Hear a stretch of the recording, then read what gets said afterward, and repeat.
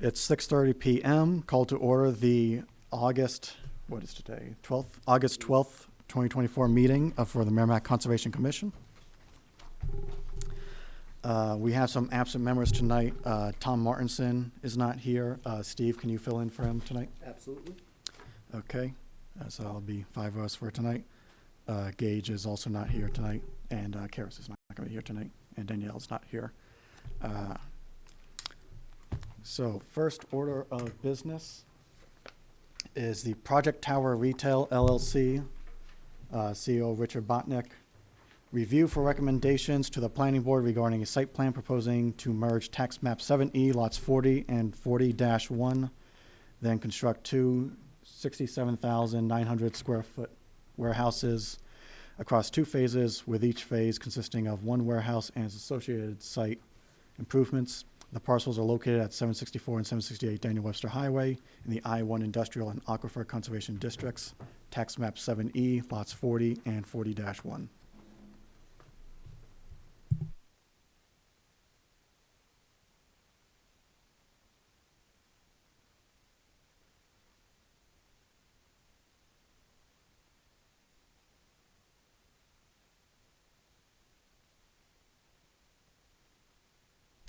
Got it.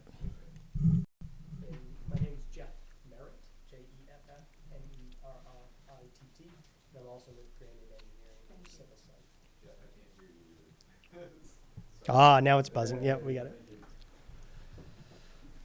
So thank you, Commission. We are here tonight for properties at 764 and 768 Daniel Webster Highway. The property is currently the Town Line Golf Driving Range. It is, Town of Bedford is to the north. It is west of DW Highway. The Everett Turnpike borders us to the west here, and then we've got a large tower to the south. Sebbins Brook is to our northeast. Then we have some wetlands that flank the western edge, and they kind of circle back along this northern edge property line. We are located in the industrial zoning district, there is currently a parking facility on site. There's a building that has been removed, and if you guys know the property, it's the old driving range, so it's pretty much cleared all the way to the limits of that the wetlands.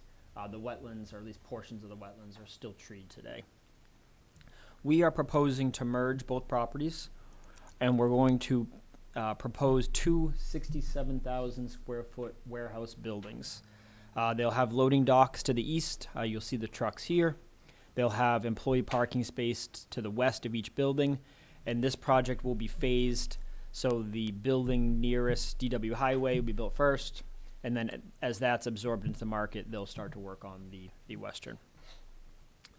This 2-building style works well with this land. The land slopes from east to west in an upward manner. So by having the 2 buildings and having the loading docks on the low side, we're actually able to step the buildings as the grade goes up, which helps work with this land quite well. Something different would be a long building, kind of with the shape of the property line, but it would create a lot of earthwork out there. So this system kind of works a little bit better. The stormwater flows from west to east. There are 2 underground stormwater facilities on the site. One is located in here for majority of this development, and the other one is located in this corner here. Those are underground filtration systems. This project does require alteration of terrain, so it has a treatment component too, so the stormwater leaving this site is fully treated before it enters back into the ditches and then inevitably Sebbins Brook. There is municipal water out here, so we don't have private wells. We have municipal gas. We do have a private septic system. With a warehouse use like this, there's not a huge demand for septic and sewer, but there is a little septic system located here where we found decent soils on the site. Landscaping, typical private commercial site landscaping. There's also additional landscaping added along this 50-foot landscape buffer to shield DW Highway and provide a fairly healthy buffer in this area. As I mentioned before, we've got to get our alteration of terrain permit. We also have a septic permit, and we have a New Hampshire DOT driveway permit to get We are in front of the planning board right now. We met with them last week. They pushed us to the next month in order for us to hear some engineering comments and comments from the town. But besides this commission, the planning board approval will be the only thing that we need locally. With that, I'll hand it back to you, Mr. Chair. Okay, and do you have the date of the next planning board meeting next I do. month? It would be, let's see here. Loads, I believe it is September 3rd, the day after Okay. Labor Day. Okay, thank you.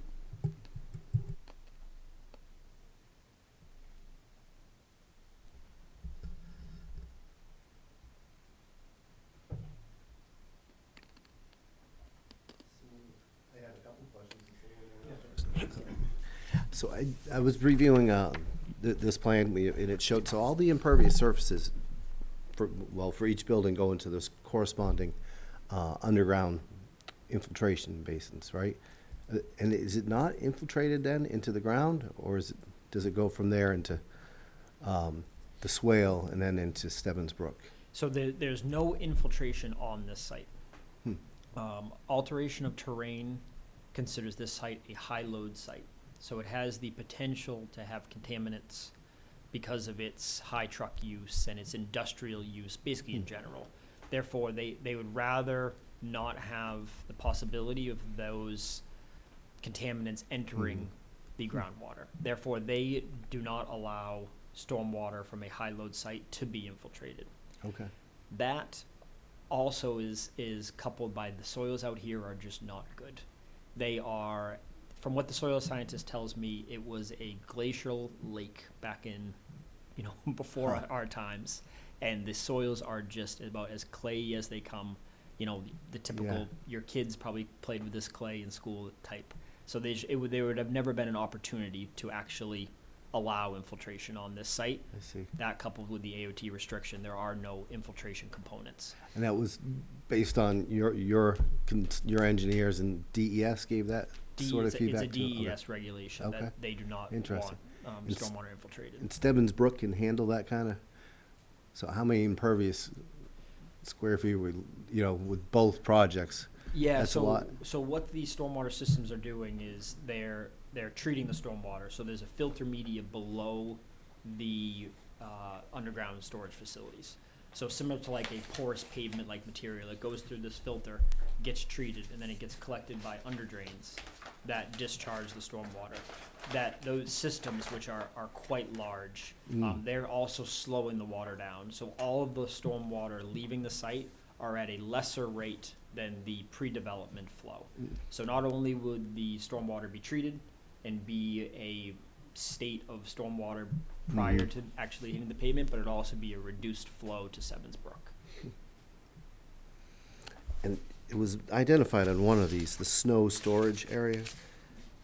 So that also, was that on impervious that'll go into enter the filtration systems, or was that on? Yeah, there's snow storage areas that circulate the property, similar to any roadway. Those shoulders tend to be graded so that they'll grade back into the roadway, collected in the closed drainage system, and then discharged to the treatment facilities. And then all the excavated soils end up in the berm toward the west side of the property. Correct. And how tall, it's a fairly flat parcel, isn't it? Is there, do you anticipate there's gonna be a lot of? it's It looked like a deceiving, huge actually. berm. It's very, very deceiving. It actually has quite a bit of grade to the actual property. It If you were does. looking at it from DW, you'd be like, oh, that's a very, very flat site. Because it's so long, there's actually quite a bit of grade there. I want to say that there's like 20 feet between DW Highway and the back of the lot. And it gets higher toward the back. Yeah, exactly. Unless- So that explains why I could never drive a ball Exactly. through a I know, 300 right? yard It's marker, not huh? you.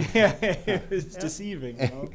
But the soils out behind the site, so this stockpile area out here, is where all of the excess material would be stored from the property.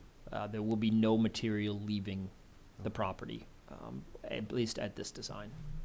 We're happy to see that. I know similar developments near It's pretty here. common in Merrimack. You guys are probably Don't want to make it another town's problem. Yeah, Yeah. exactly, and we've made sure to be cautious that it's not within the groundwater.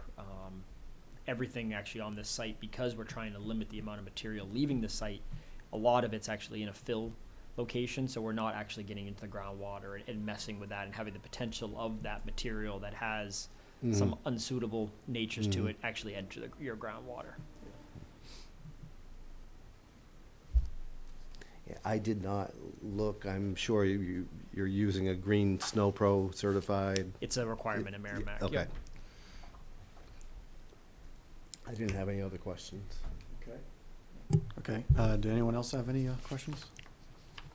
I think you've covered everything except for, can you go over again where the soil is going, with the PFAS? Is there any chance that's going to like leach into the wetlands at all? Sure. So let me show you on the overview first, and I'll give you a sense of where it's at with the overall property. So if you look, this is the overall property. To the western portion here, there's a gap of whiteness on the plan. This is where the stockpile actually is. And I'll flip over to the grading sheet, and you can see what it looks like three-dimensionally. These ringed contours are what show the stockpile. So it is roughly 20 feet tall, a 2-to-1 slope, so something less than 45 degrees, and it contains all the materials here. If we flip over to the erosion control plan, you'll see that there's 2 rows of erosion control. We're proposing that it be a double silt fence, but if the contractor wanted to switch out for a silt sock or a mulch berm, they'd have that opportunity. But there's 2 rows of actual erosion control preventing the stockpile from entering the wetland. Okay. That is only while the stockpile gets the growth. So we have erosion control fabric on that slope to prevent any erosion, and then it's seeded so that it looks like a natural berm. So it'll just be a grass berm, and once it's grassed, it's considered stabilized, and the potential of erosion is somewhat limited, and we can start to consider taking down that silt fence. So there are really 4 measures of erosion control on this one specific berm. Okay, thank you.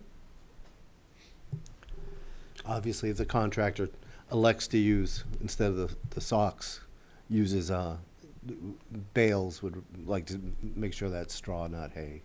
Okay, I can make sure of that. I don't believe we have a detail for that, but the construction plan, I can put notes that it's That's straw gonna or come not up hay. every time we see a plan now, because we're fighting invasives all over the place. I don't blame you. We don't see a lot of people using bales of hay anymore.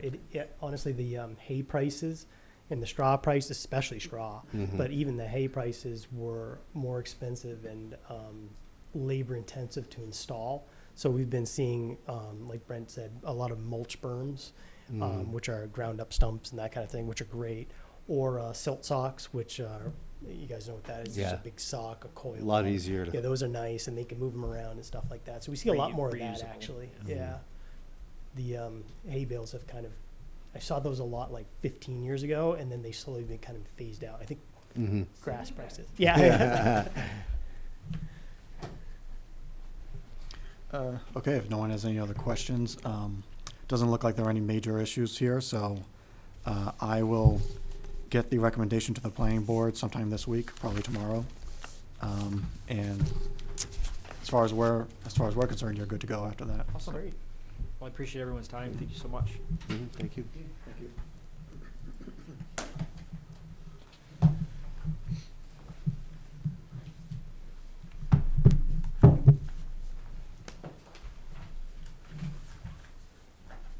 Okay, so up next on the new business, we have request from resident Steve Pollock to erect a hunting stand and install game cameras on a parcel of land located in the Greater Woods property, tax map 5B, lot 001. Good evening. My name's Steve Pollock, StevePollock. Okay, I'm here tonight because. Steve, is that Sorry. Yeah, it's on. There was a House bill put in last year, early in '23, House Bill 1532, and it was in response to game cameras and tree stands. And then effective January 1st, 2024, it was signed into law. So basically what it says is that you have to have your name and property owner's permission to be in there, and it has to be on the camera or on the tree stand.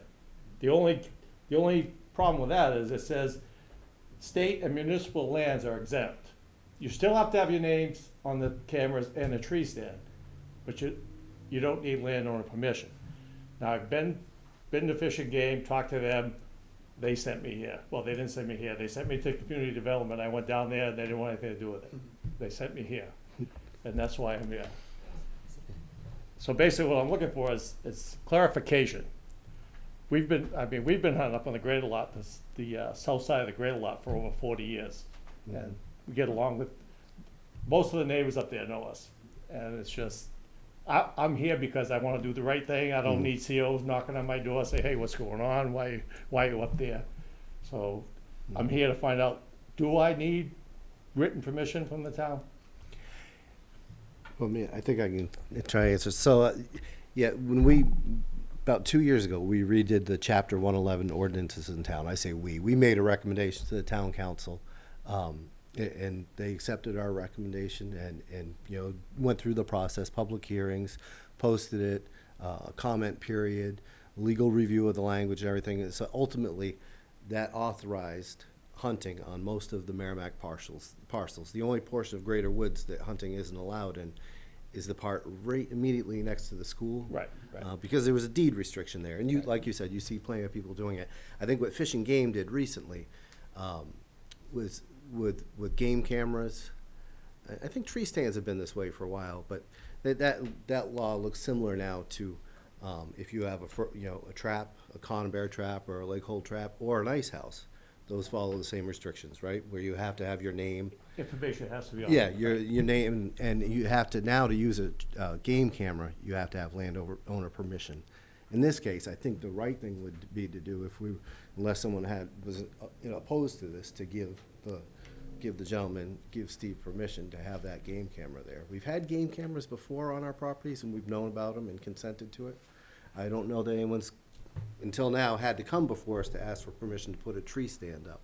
But this is probably the right process, and we appreciate you doing this. And that, like I said, the reason I'm here, I just wanna do the right thing. I don't need the COs knocking on my door at 7 o'clock Yep. at night saying, hey, what's going on up there? And likewise, it's probably better we know, because we might probably hear about it. You probably not, I imagine you're not gonna put this tree stand out in the Probably won't open. hear from where we hunt, Yeah. we're not near any of the trails or anything. In fact, in 40 years I've been up there, the only guy I see is the guy that hunts with me. And But better to know about it if we do hear feedback from a subcommittee or something.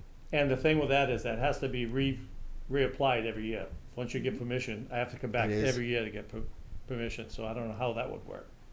Do I have to come back every year to a That's meeting? probably why it's good to have this conversation. Maybe we decide, as a group, what that process needs to look like. Could it be just simply an email? I feel like, we can ask ComDev for specifications, but I'm pretty sure that an email could suffice for Yeah. the future. So, now we know you've come in. And it's so- just because if somebody asks us what's going on, we can say, well, first of all, hunting is allowed, and second, yes, we're aware that this gentleman has a tree stand.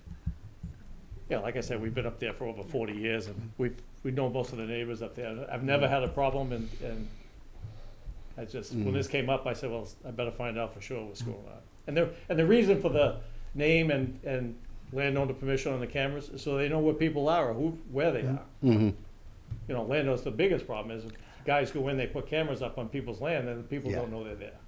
That's, And the game cameras, I think, is probably a privacy concern. Right.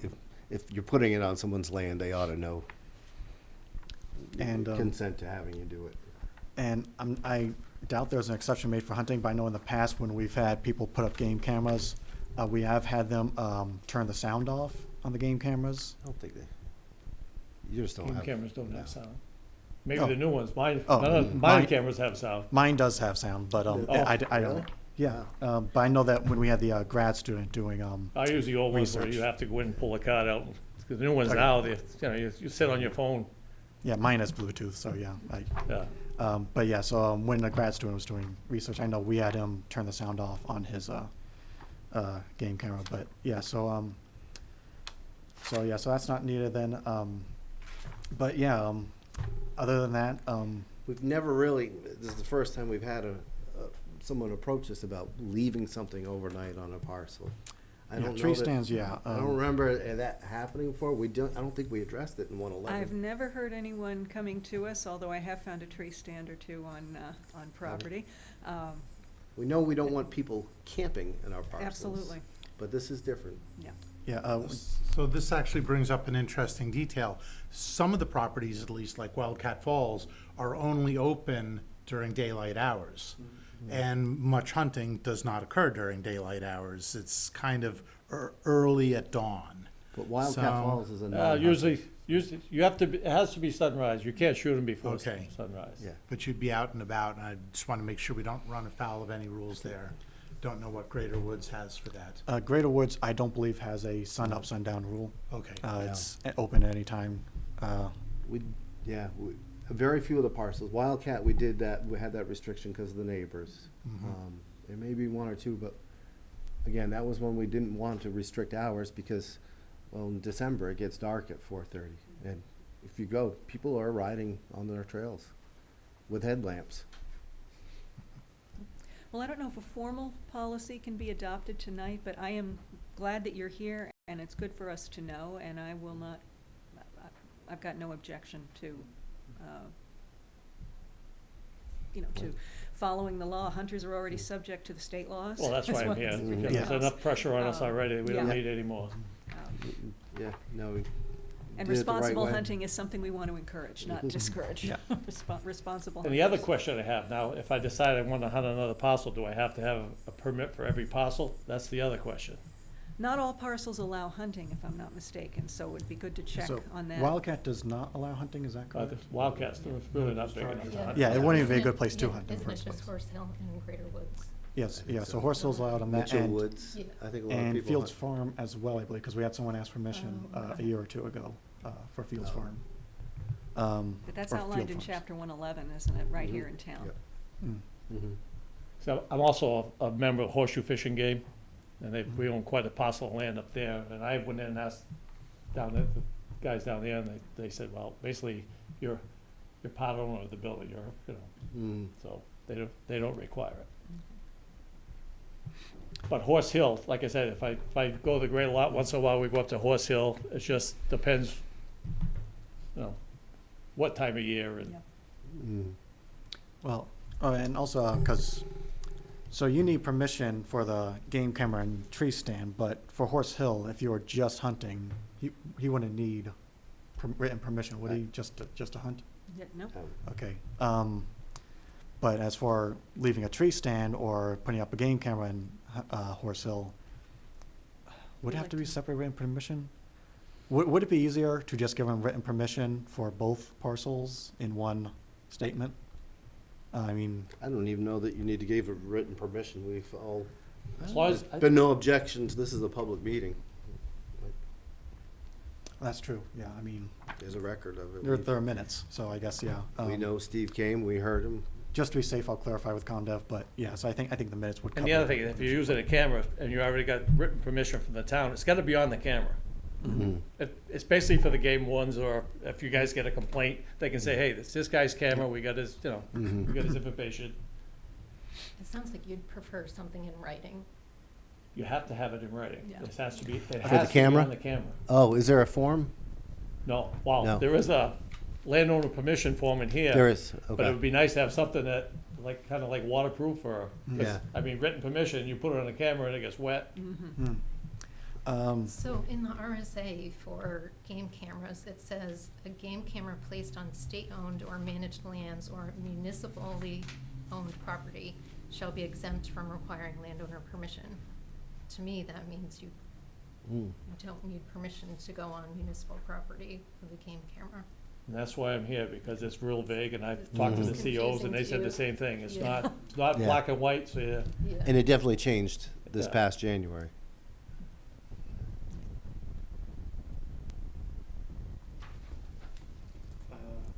That's what they first said to me, you don't need permission. Then one of the other CEOs said, you know what, it's just as easy to go down and talk to them, that way there you know for sure. So, I can say that, we have no objections. Just to be safe, I will give you written permission, just in case, if it is necessary. I guess, how official does written permission have to be? Should I, I think an email from your town email account would And suffice. copy Okay. ComDev. copy ComDev? Mhm. Okay, yeah, so, I think ComDev has your email. They should, because you sent your original message to them. I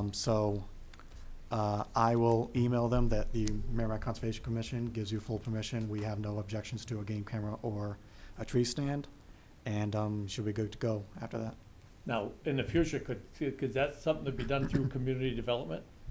Cause that's where I We went would- first, and then I got down there and they talked back and forth and they called me and Stephanie finally said to me, listen, why don't you just go to the Conservation Committee? That way they're the, That sounds like there's not a procedure in place, and we would have to ask community development how they'd like to be advised.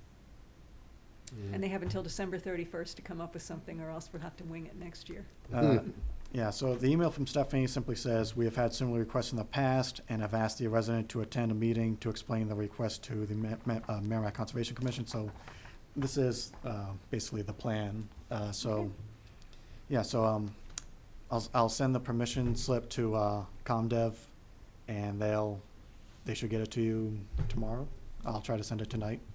And yeah, should be good to go after that, I think, okay, hopefully.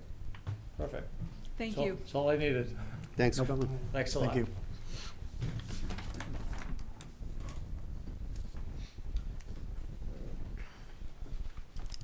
It's amazing how many words they can use to describe such a simple thing. Oh, he's hearing. Okay, moving on to a discussion, possible action regarding other items of concern. First off is ongoing discussion regarding potential education programs. That's submitted by Karis. That's the ongoing discussion. She's obviously not here tonight, but does anyone else have any education or outreach plans they wanted to share tonight? I have not yet heard back from my contact at the NRPC about any of their educational materials. Okay, so look, we can move on from that. We can discuss that more in next meeting. Next one was the continuation of the purchasing policy discussion. So Robert Price did email me, and he said if possible, he would see if he couldn't attend tonight. He would see if Paul McCauley could attend tonight, but he could not attend tonight. So, so what he said, so he did want to alleviate some concerns. This is not a reaction. The purchasing policy is not a reaction to anything the Merrimack Conservation Commission has done. In fact, it is actually, I'm trying to get up the email right here. In fact, it's really more that this is a town-wide policy, and Merrimack Conservation Commission just has not been, we just kind of been overlooked in the whole thing. We've been sort of exempt from it, not for any particular reason, just, if I can get the email, I can get the exact wording. But so the basics that I got is that, and this was a question that I had actually meant to ask Robert, but I don't really think we have anything really to vote on because it's town policy regardless of whether or not we vote for it or not. This is not something that's like being forced on the Merrimack Conservation Commission. It's now part of our bylaws. It's a town policy that all commissions and boards go through. Where this would affect us would be making sure that subcommittees are advised of the procedure when projects come up. Mhm. Because I know that it has, I don't want to say, there has been, we've had ways of dealing with funding projects or asking for funds for projects, especially people putting out their own resources and seeking reimbursement. And now we know that is not town policy. Mhm. We need to any of us who are working with a subcommittee, let's please get the message out to our subcommittee leaders and members that the town finance purchasing policy is going to prevail. So does this purchasing policy also handle local businesses like Reed's Ferry that we may have purchase order ability with, where we could just bill directly to the town or the Conservation Commission? I think it more outlined the process. A lot of the document, the purchasing policy, the towns, has to do with like a municipal bid. If you want to have someone come in and repave this road, you know, obviously you would have 3 different bids, and there was that process. I think our question was, why does it all need to be regurgitated in our own rules of procedure? If I need lumber and hardware to rebuild a boardwalk, Yeah. do I need to get a quote from Yeah. Lowe's, Home Depot, and Reed's? Exactly, that shouldn't be the requirement. It seems like an unnecessary speed bump Right. for And something in that's a fact- minor problem. It's really service to something that's already existing, that bridge, right? Right. Or that, And in fact, when we did bridge work at Wildcat Falls, we were somewhere between strongly encouraged and outright told that we would be buying it from Reed's Ferry because we support in-town local businesses. I believe, I don't have the list of rule exceptions in front of me, but I believe one of the exceptions to the rule is maintenance and repair of existing structures. Don't quote me on that yet, because I don't have the rules in front of me, but there is a list of exceptions. And the exceptions are, I mean, there are quite a few exceptions that I think that we would fit into on most of our spending projects. And there were also dollar limits on Yes. some of these rules. And a lot of our projects are in the $100 or $200 range. Yes, And it seems like spending a month getting 3 bids for $100 is. I yeah, believe. one of them was sole provider, right? Yeah, so sole provider was one, I remember. And does the purchasing policy apply to purchases under $1,000, or am I confusing it with A something lesser, else? they had a statement in there about under $1,000. Some rules apply, but they were different rules. They were more lenient. But pretty much all of our projects would be under that limit. Did you get feedback that gave any clarification, who is our department head? Because a lot of those you know, thresholds, you know, one of the biggest thresholds was department head. Obviously, the highest one was town manager. But who? That's right, do we go to Tom Deb or finance? Mm-hmm. Let's see, because I was CC'd on Yeah, some, so I pulled up some of it. Town manager's responsibility to approve all purchase orders over $10,000, so it sounds like there's not a lot of those. So $10,000 is the big, purchase orders below 10,000 shall be approved by the finance director. Mhm. Yeah, and then department heads shall have the full authority, so I see what you're saying about who is the department head. So- We have a pretty long rules of procedure, and before we spend any money out of either of the funds, we talk about it here. So if anyone thought we might be skirting, you know, running afoul of the purchasing policy, I mean, we could identify that at that time and just not vote to approve those funds until we sought clarification.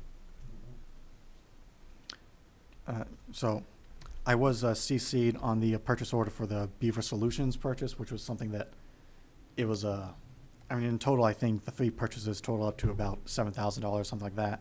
And those were exceptions because it was both maintenance and sole source. So that did not get pushed back due to the purchasing policy.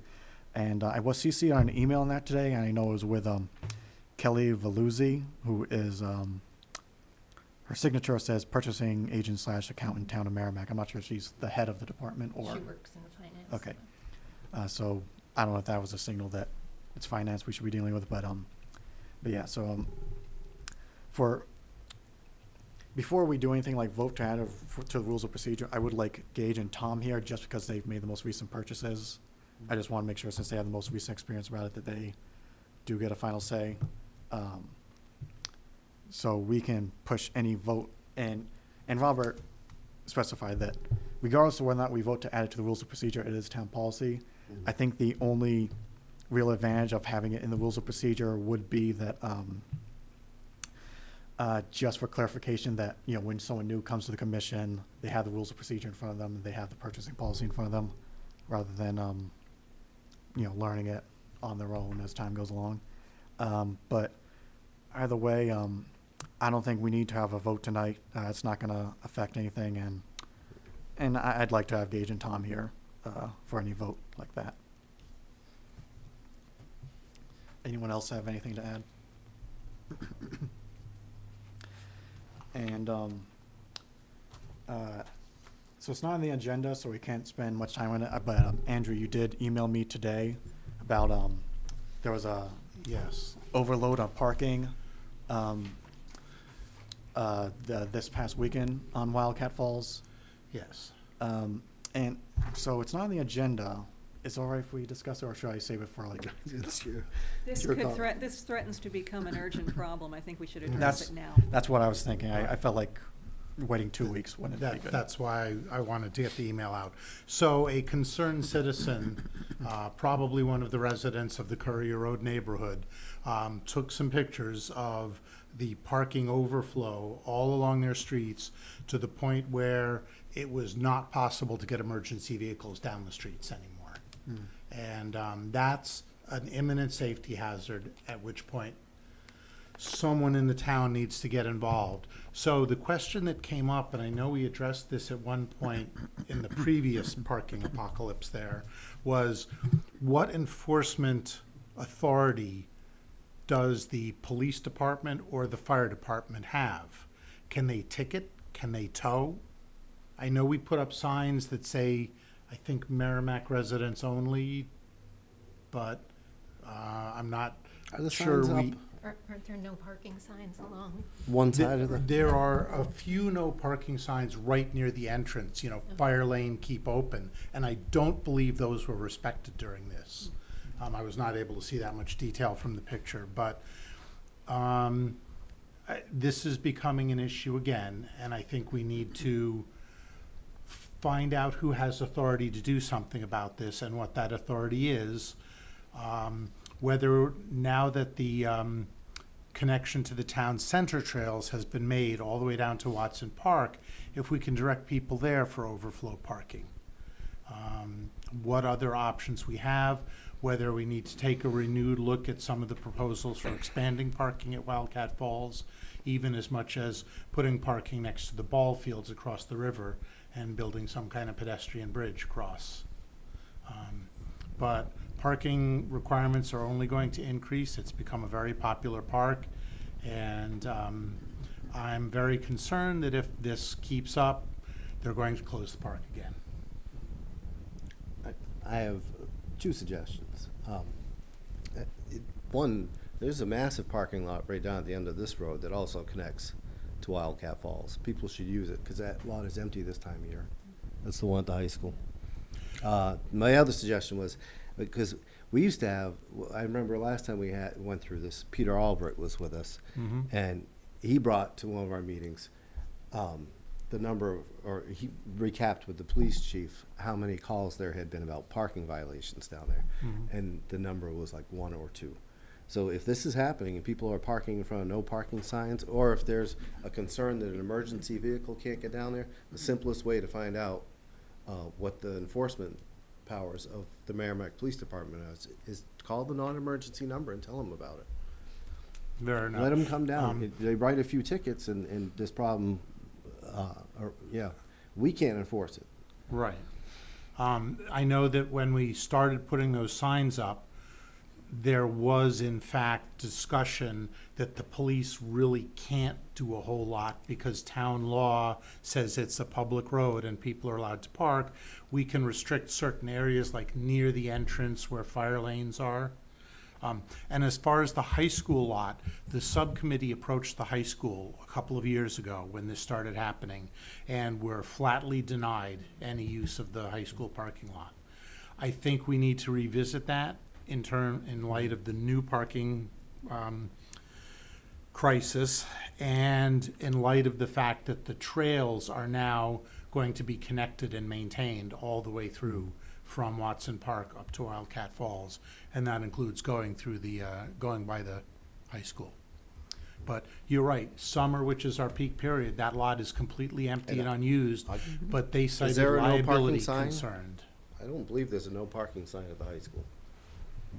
Yeah. I've not There seen is it. no parking sign. I do remember the last time, because last time we had the parking issues during COVID, yeah, we did ask, or maybe it was a subcommittee on its own, we did ask the Merrimack High School if people could park there, and they did say no.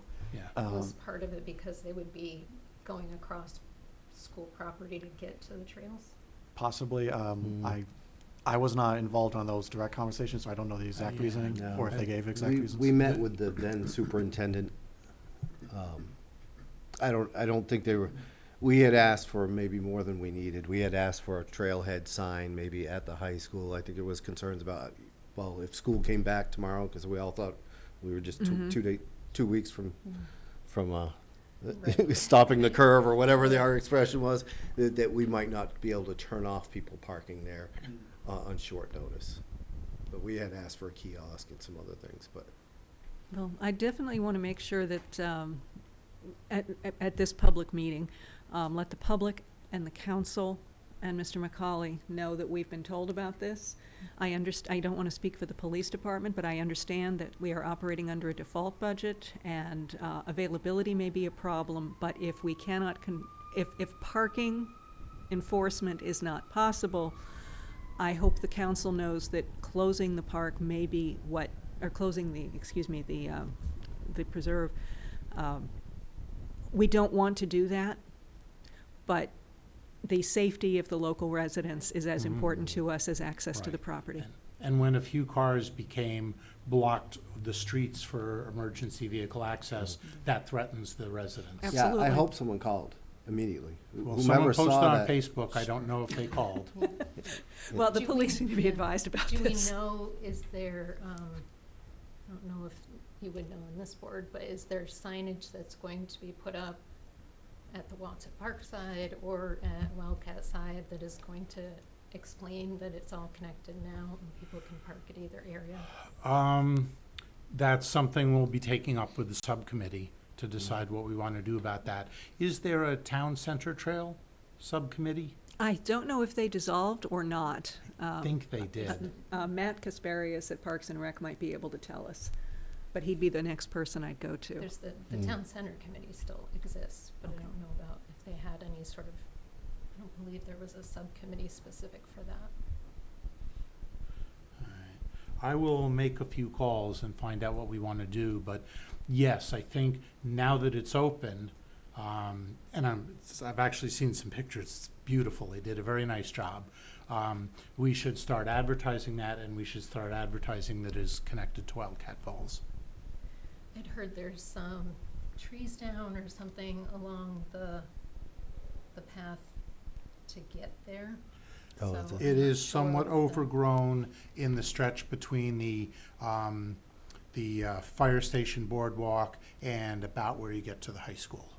Because no one seems to own that trail, it was just kind of Yeah. appeared one day. I thought that was on school property. Is that So right?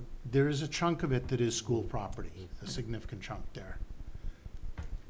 So there should be some discussions to clarify who's gonna maintain that section.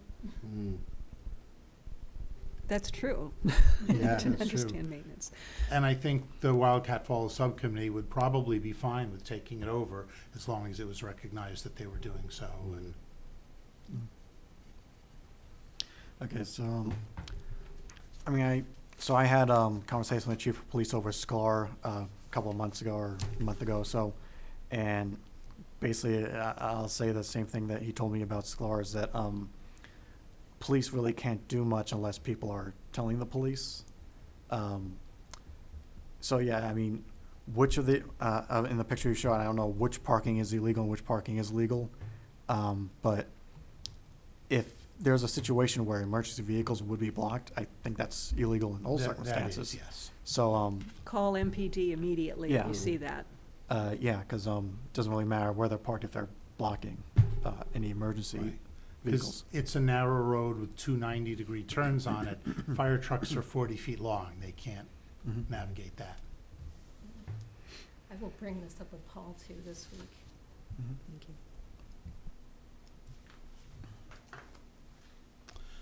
And that's it for me. Yeah, and other than that, I mean, I have to go back in the minutes and see what the decisions we made over the COVID parking problem. I mean, when we were putting up no parking signs, is that something we provided, or was that something the residents actually made themselves? No, my recollection is that that would have taken an ordinance, and it would have taken a lot of time, and it was a crisis. So the only short, fail-safe measure was the town paid for a police detail to go down and stand in front of that park, and we closed the park. Mhm. Yeah, they put Close the park. barricades up across the Put a access road. barricade and put a police detail down there on Saturdays and Sundays and close the park. Because it takes, if you're gonna restrict any street for any kind of parking, there needs to be an ordinance, and it has to go through Right. that whole And- same process, the And this the is what public hearing, the limited public their reading. enforcement capabilities. They can't ticket, they can't tow. But if something's unsafe, if a fire Mhm. truck can't get down there, that's a different problem. The police does have enforcement powers to prevent that. I assume there's been discussions about not being able to expand the parking area there previously. Yeah, Yeah. it's I've been unfortunately, at the center of most of those. the parking lot situation's a mess because you can't push it too far to, I'm saying the right, but coming in, if you push it to the right, you can't really do that because you're like going into other people's property. Right. On the left, it's too much of a wetland, it's too difficult to Yeah. go into. So the only thing you can really do is expand it forward, which won't give you much extra space until you start reaching wetlands. Yeah.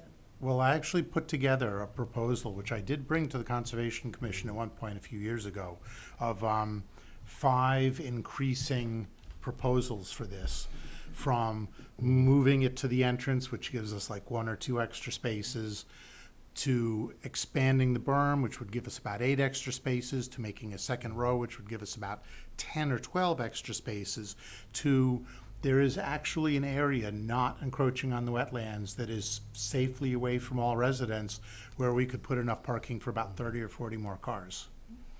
But it would I think if we- require clearing everything, and it would And be if we're gonna expensive. explore that, we'd probably need to make sure it gets on an agenda. That's 'cause true, yeah, I think we you'll are- fill all these seats. Yeah. And a lot of them will be worried about the headlights that go into their window. Well, so this would be good because it's not even possible to see any of the houses from this area. I took a hike back there. There's quite a bit of heavily forested land, so there's just nothing you could see. I think I know actually what area you're talking about, because I think when I was trying to come up with ways to expand the parking lot, I sort of went in that area and just made sure there were no like endangered species in there or anything, something that would actually be okay to actually expand And that I area. looked at the And I didn't find GIS and anything. it's clear of the wetland. Basically, if you stand in front of the kiosk and look back, maybe a little bit to the left, there's almost an acre of land back there that we could easily reuse. Anyway, that's for future discussion, but I wanted to bring this up. I will talk to Matt Kasparius in Parks and Rec about, I've already forgotten about what. The town A center sign. trail. Oh, yeah.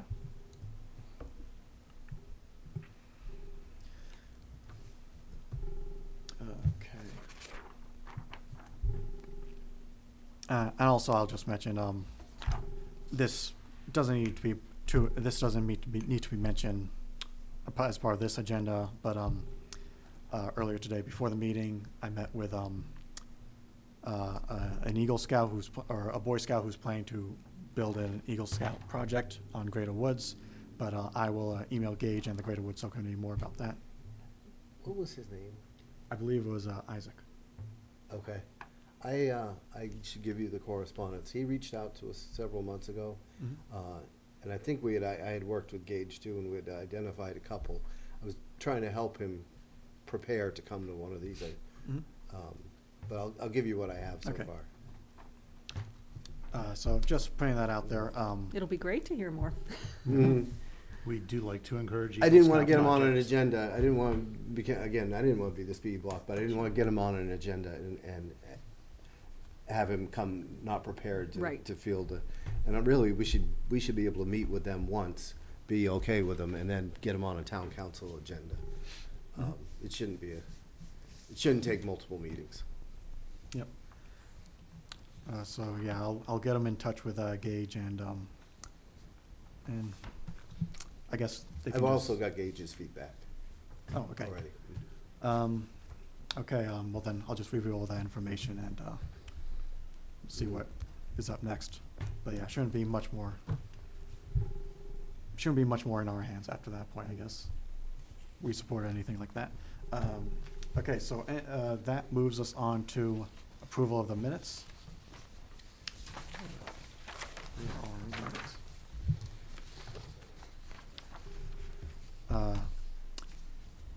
Let me see if I can get this right this time. I motion to accept the minutes with amendments as followed. Zach, Of the July 22nd. of the July 2024. 22nd, okay, 2024 meeting, I'll second. okay.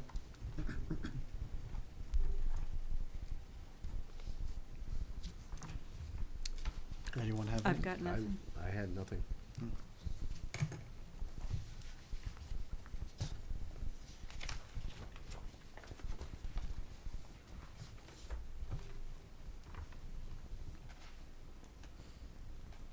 So, no No. fixes from anyone, okay.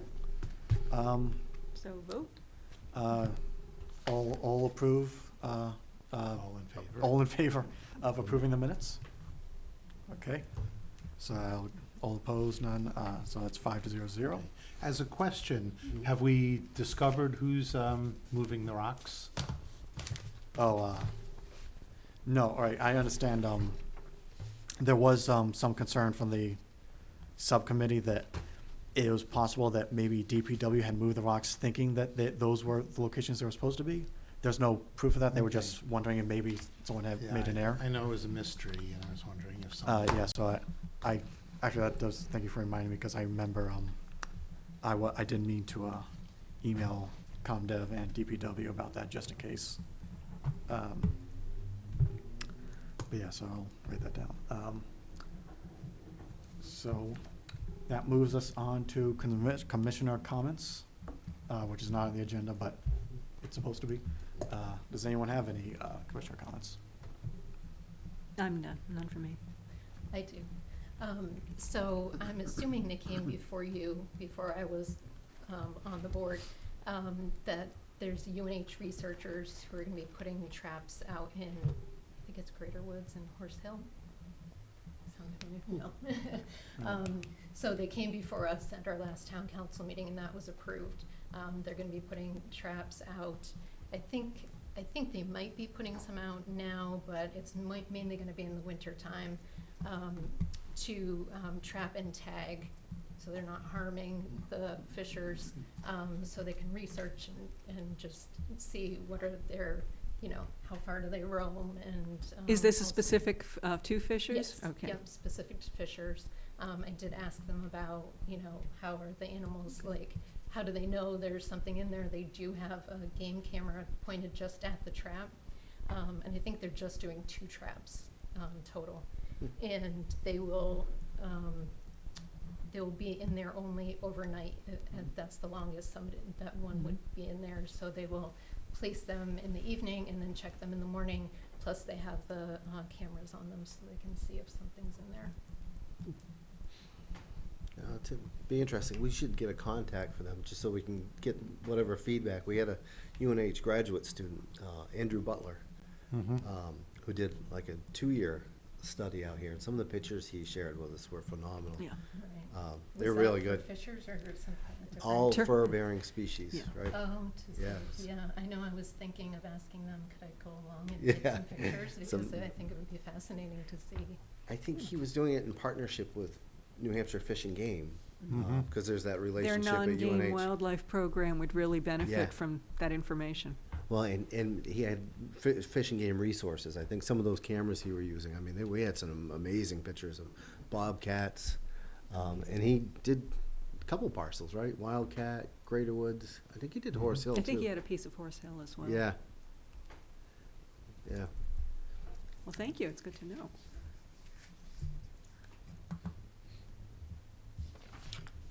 Any other comments? Okay, in that case, I move to adjourn the meeting. All in favor? All opposed? All abstaining? Okay, Next it meeting, 2 is- weeks from tonight? okay, so meeting is adjourned at 7:26 PM.